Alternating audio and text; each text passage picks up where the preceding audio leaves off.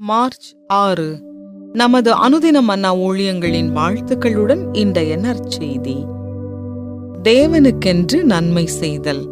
இன்றைய வேதாகம பகுதி அப்போஸ்தலனாகிய பவுல் தீத்துவுக்கு எழுதின நிருபம் 3ஆம் அதிகாரம் வசனங்கள் 4 முதல் 8 வரை. நம்முடைய இரட்சகராகிய தேவனுடைய தயையும் மனுஷர் மேலுள்ள அன்பும் பிரசன்னமான போது நாம் செய்த நீதியின் கிரியைகளின் நிமித்தம் அவர் நம்மை ரட்சியாமல் தமது இரக்கத்தின்படியே மறு ஜென்மம் ஒழுக்கினாலும் பரிசுத்த ஆவியினுடைய புதிதாக்குதலினாலும் நம்மை ரட்சித்தார். தமது கிருபையினாலே நாம் நீதிமான்களாக்கப்பட்டு நித்திய ஜீவன் உண்டாகும் என்கிற நம்பிக்கையின்படி சுதந்திரராகத்தக்கதாக அவர் நமது இரட்சகராகிய இயேசு கிறிஸ்து மூலமாய் அந்த பரிசுத்த ஆவியை நம்மேல் சம்பூரணமாய் பொழிந்தருளினார். இந்த வார்த்தை உண்மையுள்ளது. தேவனிடத்தில் விசுவாசமானவர்கள் நற்கிரியைகளை செய்ய ஜாக்கிரதையாயிருக்கும்படி நீ இவைகளை குறித்து திட்டமாய் போதிக்க வேண்டும் என்று விரும்புகிறேன். இவைகளே நன்மையும் மனுஷருக்கு பிரயோஜனமும் ஆனவைகள். குறிப்பு வசனம்: சகலவிதமான நற்கிரியைகளையும் செய்ய ஆயத்தமாயிருக்கவும் நினைப்பூட்டு. தீத்து 3:1-2. பேட்ரிக் வழக்கமாக வெளியே செல்லும் போது செலவுக்காக பணத்தை கொண்டு செல்லும் பழக்கம் இல்லாதவர் என்றாலும் அன்றைய தினம் வீட்டை விட்டு வெளியேறும் முன் ஒரு 500 ரூபாய் நோட்டை சட்டைப்பையில் வைத்துக் கொண்டு போக தேவன் ஏவுவதை உணர்ந்தார். அவர் பணிபுரிந்த பள்ளியில் மதிய உணவு நேரத்தில் ஒரு அவசர தேவையை பூர்த்தி செய்ய தேவன் அவரை எவ்வாறு ஆயத்தப்படுத்தினார் என்பதை அவர் பின்னர் புரிந்து கொண்டார்.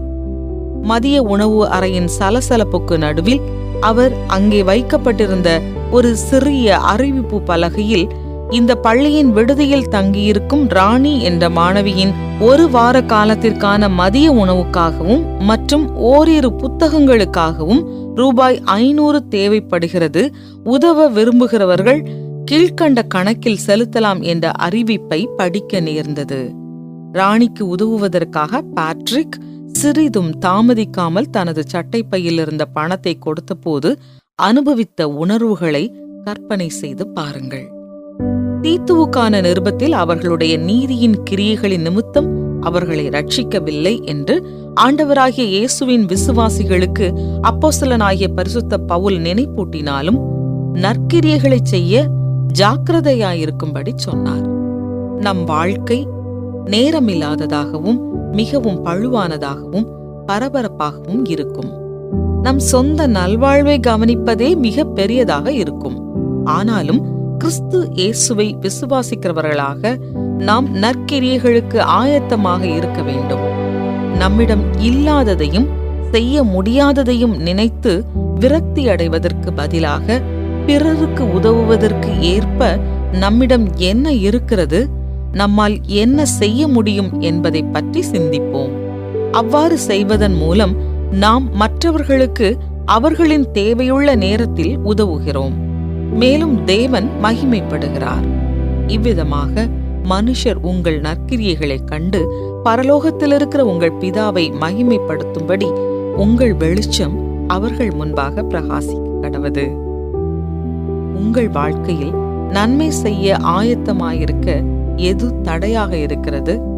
தேவைப்படுபவர்களுக்கு உதவுவதற்காக உங்கள் வாழ்க்கையை எவ்வாறு மாற்றி அமைக்க முடியும்?